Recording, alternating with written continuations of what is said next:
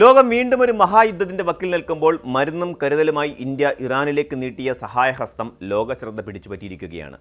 ഇസ്രയേലും ഇറാനും തമ്മിലുള്ള നേരിട്ടുള്ള സൈനിക നീക്കങ്ങൾ പശ്ചിമേഷ്യയെ അങ്ങേയറ്റം സ്ഫോടനാത്മകമായ സാഹചര്യത്തിലേക്ക് എത്തിച്ചിരിക്കുന്ന ഈ വേളയിൽ ഇന്ത്യ അയച്ച ആദ്യത്തെ മെഡിക്കൽ സഹായം ടെഹ്റാനിലെ ഇറാനിയൻ റെഡ് ക്രസന്റ് സൊസൈറ്റിക്ക് കൈമാറി കഴിഞ്ഞു.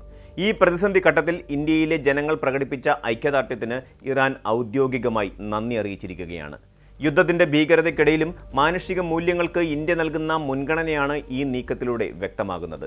പതിറ്റാണ്ടുകളായി ഇന്ത്യയും ഇറാനും തമ്മിലുള്ള സാംസ്കാരികവും തന്ത്രപരമായ ബന്ധത്തിന്റെ ആഴം വെളിപ്പെടുത്തുന്ന ഒന്നായി ഈ നടപടി മാറുകയാണ്. ഇറാൻ ഇസ്രയേൽ പോരാട്ടം അതിൻ്റെ ഏറ്റവും കടുപ്പമേറിയ ഘട്ടത്തിലൂടെയാണ് നിലവിൽ കടന്നുപോകുന്നത്. ഇറാനിലെ ഉന്നത സുരക്ഷാ ഉദ്യോഗസ്ഥനായ അലി ലാരിജാനിയെയും റവല്യൂഷണറി ഗാർഡിൻ്റെ ബസിജ് സേനാ വിഭാഗം തലവൻ ജനറൽ ഗുലാം റസ സുലൈമാനിയും ഇസ്രായേൽ ആക്രമണത്തിൽ കൊല്ലപ്പെട്ടതോടെയാണ് നിലവിലെ സാഹചര്യം വഷളായത്.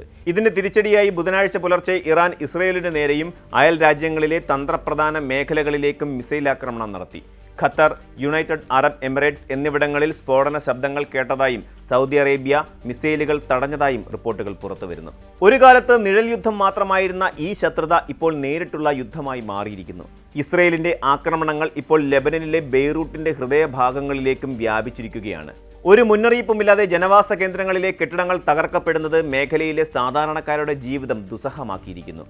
ഈ യുദ്ധം സൃഷ്ടിച്ചിരിക്കുന്ന ആൾനാശം ഭീതിജനകമാണ്. ലഭ്യമായ കണക്കുകൾ പ്രകാരം ഇറാനിൽ മാത്രം 1300-ലധികം ആളുകൾ ഇതിനോടകം കൊല്ലപ്പെട്ടു കഴിഞ്ഞു. ലെബനനിലെ മരണസംഖ്യ 900 പിന്നിട്ടിരിക്കുന്നു. ഇസ്രയേലിൽ 14 പേരും 13 US സൈനികരും കൊല്ലപ്പെട്ടതായി ഔദ്യോഗിക സ്ഥിരീകരണമുണ്ട്.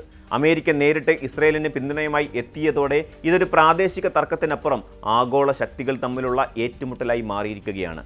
ഇത്തരം ഒരു സാഹചര്യത്തിലാണ് ഇന്ത്യയുടെ മെഡിക്കൽ സഹായം ഇറാനിലെത്തുന്നത്. യുദ്ധക്കെടുതി അനുഭവിക്കുന്ന സാധാരണക്കാർക്ക് ഇന്ത്യ നൽകിയ ഈ പിന്തുണ വെറുമൊരു രാഷ്ട്രീയ നീക്കമല്ല, മറിച്ച് പരിക്കേറ്റ ആയിരക്കണക്കിന് മനുഷ്യർക്ക് നൽകുന്ന ജീവശ്വാസമാണ്. ഇറാനിലെ ഇന്ത്യൻ എംബസി വ്യക്തമാക്കിയതുപോലെ ഇന്ത്യൻ ജനതയുടെ സ്നേഹവും കരുതലുമാണ് ആ മെഡിക്കൽ ബോക്സിനുള്ളിൽ നിറഞ്ഞിരിക്കുന്നത്. ലോകമെമ്പാടുമുള്ള സാമ്പത്തിക ക്രമത്തെയും ഈ യുദ്ധം സാരമായി ബാധിച്ചിട്ടുണ്ട്. ലോകത്തെ മൊത്തം എണ്ണ വിതരണത്തിന്റെ 1/5 കടന്നുപോകുന്ന ഹോർമൂസ് കടലിടുക്ക് കേന്ദ്രീകരിച്ചാണ് ഇപ്പോൾ ആശങ്കകൾ ഉയരുന്നത്.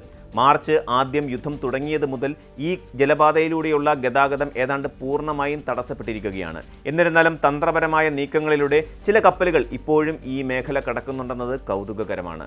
ഡാർക്ക് ട്രാൻസിറ്റുകൾ എന്ന് വിളിക്കപ്പെടുന്ന അന്താരാഷ്ട്ര നിരീക്ഷണ സംവിധാനങ്ങൾ ഓഫ് ചെയ്ത് സഞ്ചരിക്കുന്ന കപ്പലുകൾ ഇറാനിൽ നിന്ന് എണ്ണ പുറത്തെത്തിക്കുന്നുണ്ട്. ഇന്ത്യയുമായി ബന്ധമുള്ള കപ്പലുകൾ ഈ മേഖലയിലൂടെ വിജയകരമായി സഞ്ചരിക്കുന്നുണ്ടെന്നത് ശ്രദ്ധേയമാണ്. യുദ്ധ സാഹചര്യത്തിലും നയതന്ത്ര ചർച്ചകളിലൂടെ സുരക്ഷിതമായ പാത കണ്ടെത്താൻ ഇന്ത്യക്ക് സാധിച്ചു എന്നത് മേഖലയിൽ ഇന്ത്യ പുലർത്തുന്ന സ്വാധീനത്തെയാണ് സൂചിപ്പിക്കുന്നത്. അമേരിക്കൻ പ്രസിഡന്റ് ഡൊണാൾഡ് ട്രംപിന്റെ ഇടപെടലുകൾ ഈ സംഘർഷത്തെ മറ്റൊരു തലത്തിലേക്ക് എത്തിച്ചിരിക്കുന്നു. ആഗോള വിപണിയിൽ എണ്ണവില ബാരലിന് $100 മുകളിൽ എത്തിയതോടെ ഹോർമൂസ് കടലിടുക്ക് തുറക്കാൻ യുദ്ധക്കപ്പലുകൾ അയക്കാൻ ട്രംപ് സഖ്യരാജ്യങ്ങൾക്ക് മേൽ സമ്മർദ്ദം ചെലുത്തുകയാണ്. എണ്ണവില വർധനവ് ലോകത്തെ വൻ ശക്തികളുടെ സമ്പദ് വ്യവസ്ഥയെ പോലും പിടിച്ചുലയ്ക്കുന്നുണ്ട്. ഹോർമൂസ് കടലിടുക്കിൽ ഇതുവരെ 20ഓളം കപ്പലുകൾക്ക് നേരെ ആക്രമണം നടന്നു എന്നത് ഇവിടുത്തെ സുരക്ഷാ ഭീഷണിയുടെ വ്യാപ്തി വ്യക്തമാക്കുന്നു. ആഗോള ഊർജ്ജ സുരക്ഷ അപകടത്തിലായിരിക്കുന്ന ഈ സമയത്ത് ഇന്ത്യ ഇറാനുമായി പുലർത്തുന്ന ബന്ധം തന്ത്രപരമായി വളരെ പ്രധാനപ്പെട്ടതാണ്. ഇന്ത്യക്ക് തങ്ങളുടെ എണ്ണ ആവശ്യങ്ങൾക്കും വ്യാപാരങ്ങൾക്കും ഈ മേഖലയുടെ സമാധാനം അനിവാര്യമാണ്. ഇന്ത്യയെ സംബന്ധിച്ചിടത്തോളം ഈ സഹായം അയക്കാനുള്ള തീരുമാനം സങ്കീർണമായ ഒരു നയതന്ത്ര സമതുലിതാവസ്ഥയുടെ ഭാഗമാണ്. അമേരിക്കയുമായും ഇസ്രയേലുമായും ഇന്ത്യക്ക് ശക്തമായ പ്രതിരോധ സാമ്പത്തിക ബന്ധങ്ങളുണ്ട്. അതേസമയം ഇറാനുമായി ഇന്ത്യക്ക് ചരിത്രപരവും സാംസ്കാരികപരവുമായ ആത്മബന്ധവുമുണ്ട്. ചാബഹാർ തുറമുഖം പോലെയുള്ള പദ്ധതികൾ ഇന്ത്യയുടെ തന്ത്രപരമായ താൽപ്പര്യങ്ങളുടെ കേന്ദ്രമാണ്.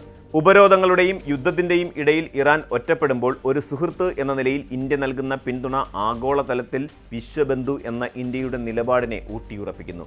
ഇന്ത്യ അയച്ച മരുന്നുകൾ ഇറാനിലെ ആശുപത്രികളിൽ എത്തുമ്പോൾ അത് കേവലം ചികിത്സാ സാമഗ്രികളല്ല, മറിച്ച് തങ്ങളെ ആരും മറന്നിട്ടില്ലെന്ന ഇറാനിയൻ ജനതയുടെ തിരിച്ചറിവ് കൂടിയാണ്. യുദ്ധം എന്ന വാക്കിന് പിന്നിൽ പലപ്പോഴും നഷ്ടങ്ങളുടെ കഥകളാണുള്ളത്.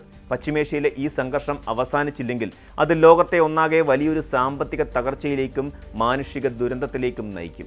ഇറാനിലെയും ലെബനനിലെയും സാധാരണക്കാർ അനുഭവിക്കുന്ന വേദനകൾക്ക് പരിഹാരം കാണാൻ അന്താരാഷ്ട്ര സമൂഹം ഒന്നിച്ചു നിൽക്കേണ്ട സമയമാണിത്.